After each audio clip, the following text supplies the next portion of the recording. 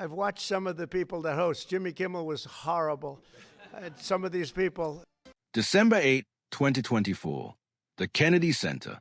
America's most prestigious cultural event is about to become a political battleground, and at the center of it all is a late-night comedian who thought he was untouchable.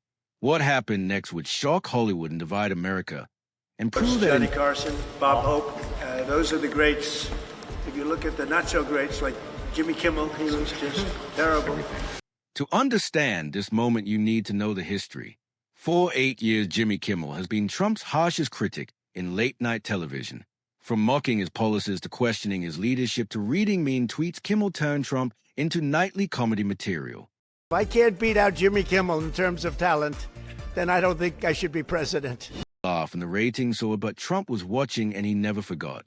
Trump fired back on social media, calling Kimmel overrated and unwatchable and the worst of the late-night hosts.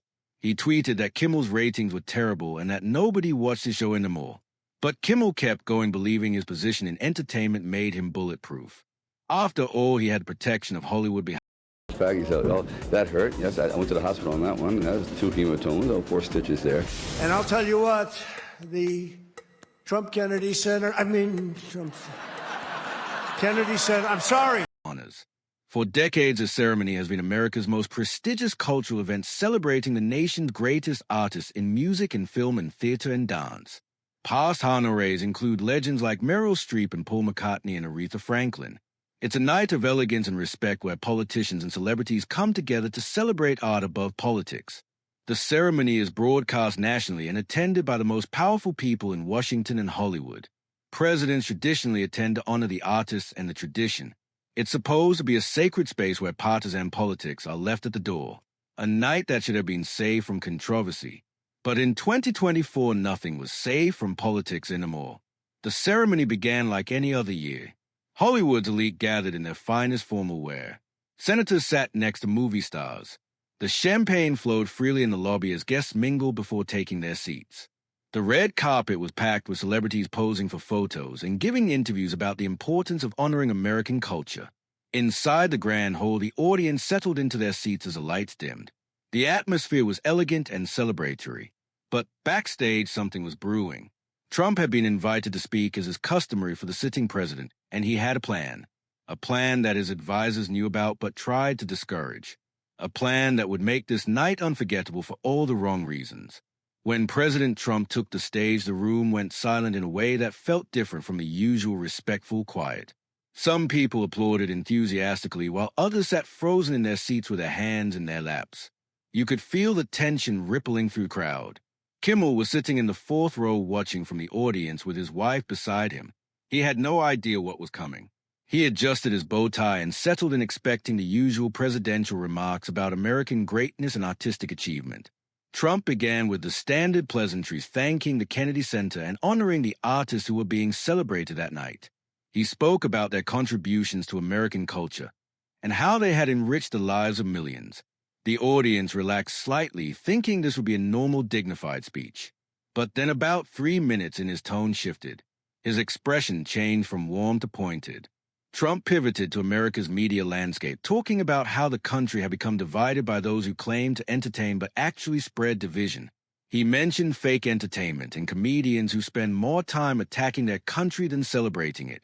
He talked about people who mock American values while hiding behind the shield of comedy. The room tensed immediately because everyone knew exactly who he meant. Audience members glanced at each other, and some looked directly at Kimmel, whose face had gone from relaxed to alert. Then Trump said it. Without naming Kimmel directly, he described a certain late-night host who spends more time attacking his president than making America laugh. He said this person had turned comedy into a political weapon and had forgotten that entertainers should bring people together, not tear them apart. He suggested that maybe it was time for these so-called comedians to show the same respect for cultural institutions that they demand from everyone else. The Kennedy Center had just become the site of a public call-out on live television, being broadcast to millions. Cameras immediately cut to Kimmel, whose face showed shocked and visible anger than a forced neutral expression. His jaw was clenched and his wife reached over to touch his arm. Other celebrities in the audience looked uncomfortable, while some Trump supporters in the room nodded in agreement. Phones started coming out as people began texting and tweeting about what was happening in real time. Within minutes, the internet exploded. Trump Kimmel started trending worldwide on Twitter and Instagram and TikTok. Cable news channels cut into their regular programming with breaking news alerts. Political commentators on both sides started debating whether Trump had crossed a line. But the story didn't end there because what Trump did next shocked everyone even more. After finishing his speech to mixed applause, Trump didn't immediately leave the stage or exit through the side door as is customary. Instead, he walked back to his seat in the presidential box and watched the rest of the ceremony as if nothing unusual had happened. His presence hung over the entire event like a dark cloud.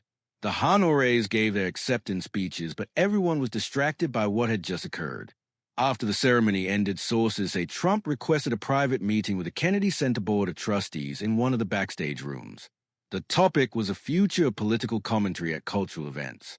According to people in the room, Trump argued that American cultural institutions should unite the country, not divide it. He said that events like the Kennedy Center Honors should be above partisan politics and that speakers and honorees should focus on celebrating art rather than attacking political figures. He then suggested something that left the board members stunned. Trump proposed that all future honorees and speakers should sign what he called a dignity pledge. The pledge would commit them to avoiding political attacks during the ceremony and keeping their remarks focused on art and culture and American unity. Several board members tried to explain that this would violate the spirit of free expression that American art is built on, but Trump was insistent. He said it wasn't about censorship, but about respect and bringing the country together.